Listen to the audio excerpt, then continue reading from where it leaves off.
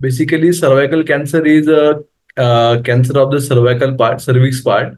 Cervix is basically a part which connects uterus with vagina.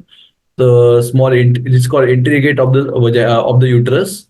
So any cancer developing in that is called cervical cancer. HPV is a sexually transmitted virus. So any person who becomes sexually active becomes predisposed to be risky for developing cervical cancer.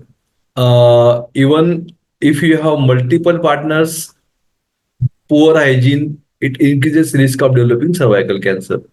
But it doesn't mean that if you are only one partner and you are risk free, even then you are at risk of developing cervical cancer. So cervical cancer is caused because of a virus called HPV virus, human papillomavirus. So it is accountable for almost 99% cancer patients in cervix. So this virus is a type of sexually transmitted virus, and it has various varieties, but the most common varieties which require to cause cancer are HPV 16, 18, 31, and 33. Basically, cervical cancer patients, they generally have bleeding per vaginally. It is abnormal bleeding, sometimes in between menses, or sometimes heavy blood flow during menses, and sometimes bleeding is when you are doing sexual intercourse. Any abnormal bleeding can be a sign of cervical cancer. Some patients, they don't develop bleeding, but they have a white discharge per vaginally. So persistent white discharge also is one of the common symptom which we see in cervical cancer. So discharge is there, and some patients develop burning in micturition, backache, and if the disease is spreading outside, then it can cause fractures and other symptoms. When this HPV virus causes changes in your lining, inner lining, and gradually cause a tumor. So once the tumor is formed, most patients, they develop bleeding per vaginally. The bleeding may be postmenopausal, maybe intermenstrual bleeding, in between the menses, the patient is having bleeding, or bleeding can be during the sexual intercourse.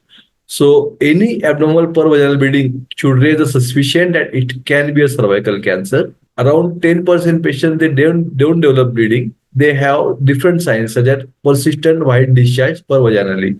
So any foul smelling or vaginal discharge is present, it should be taken with a suspicion. Some patients, they have backache. Some patients have urinary problems like reddish urine, incontinence. So these are also signs of little advanced cervical cancer. But the earliest symptom is bleeding and white discharge.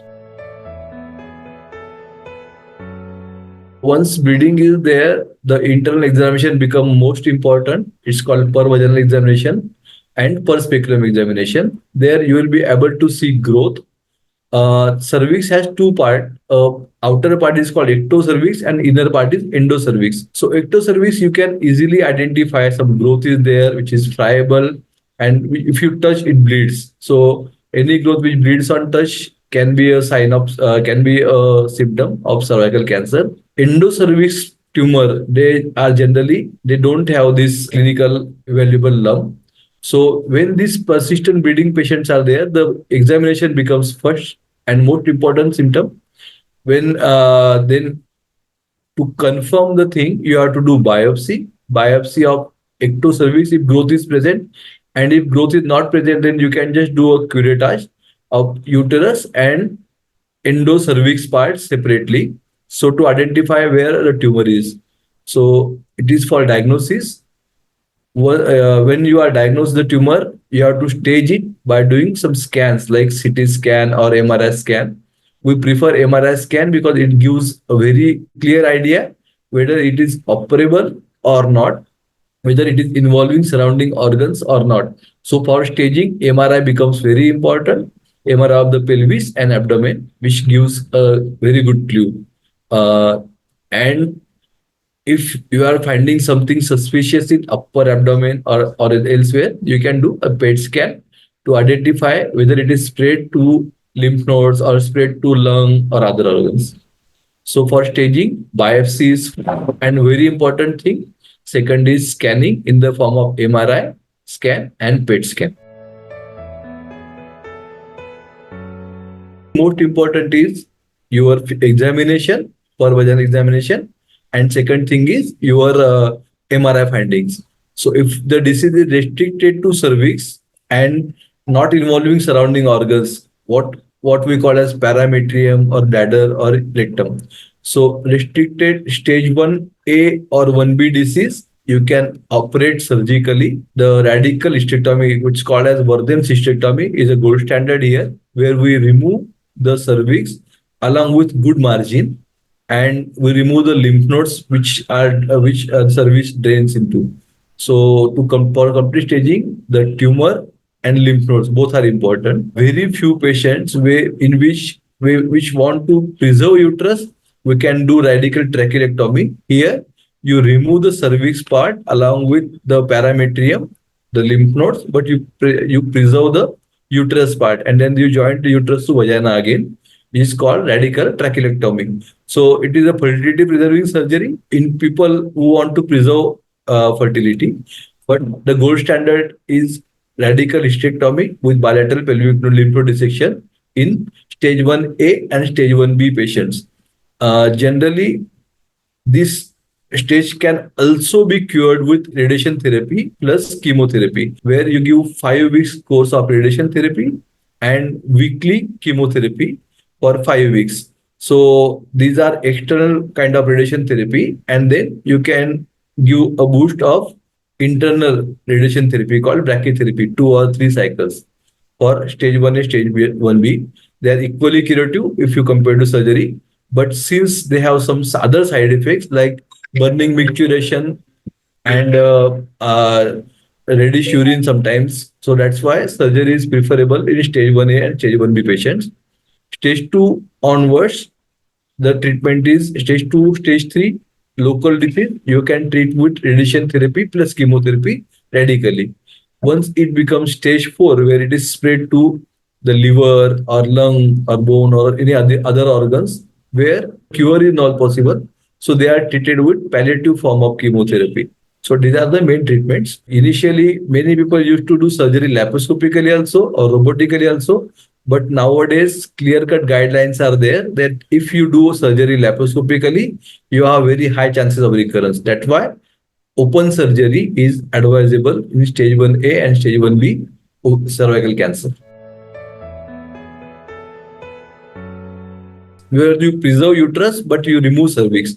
That is one way of preserving fertility.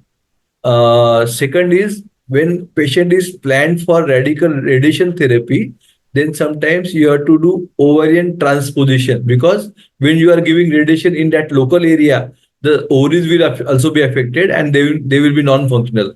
So when ovary is not there, the oocytes will not form, which are important for fertility. So oocyte and sperm, they unite and then form embryo. So to preserve oocytes, you can do transposition of ovaries, and then you can do a sort of in vitro fertilization where you unite ovaries and you pick the ovum from the ovaries and you unite with sperm outside and then you implant it. It's called in vitro fertilization. So that thing is possible in most of the patients which you want to preserve ovaries. When you are giving radiation therapy, it is advisable. When you are doing radical trachelectomy in stage 1A patients where radiation therapy is not required, radical trachelectomy followed by the implantation in the uterus is a gold standard. Cervical cancer is caused because of HPV virus, and we have vaccine available for them. There are two vaccines. One is quadrivalent and one is trivalent, which is given in the dose of 0, 1, and 6. 0 month, 1 month, and 6 months. So three vaccine doses are required, which prevent HPV infection. Ideally, it should be taken before onset of sexual activity. Ideally, 16 to 18 is the ideal age to take this vaccine. But even if you take afterwards, when the you have benefit, actually you're already exposed to HPV virus, but there are 4 strains. Even if you are exposed to one strain, it can prevent from other 3 strains. That's why even after marriage also you can take the vaccine. But ideal age is before at age of 16 to 18 years. The most crucial factor in cervical cancer is HPV virus, And this HPV virus, once it affect the cervical inner cells, it actually has few pre-cancerous stages, and then it becomes converted to cancer. So for pre-cancerous stage called CIN 1, 2, 3 to develop to actual cancer, it takes almost 3 to 7 years. So you have a huge window. If you are doing regular screening once in a year or once in 2 years, you can detect this cancer in a pre-cancerous stage, where by simple treatments like cryotherapy, you can prevent development of cervical cancer. So these their screening tests are very important. If you are taken vaccine, very good. But if you are not taken vaccine, at least do the screening test properly. Ideally, once in a year. The screening tests most commonly used are pap smear testing and colposcopy. So pap smear and colposcopy, they are the boon for females, and there are various studies which have shown that in female who do this test regularly, once in 2 or 3 years, they can actually prevent cancer in majority of cases. And third test is HPV DNA, where you take tissues from the cervical area by brush, you send them for genetic study to identify whether HPV DNA is active there.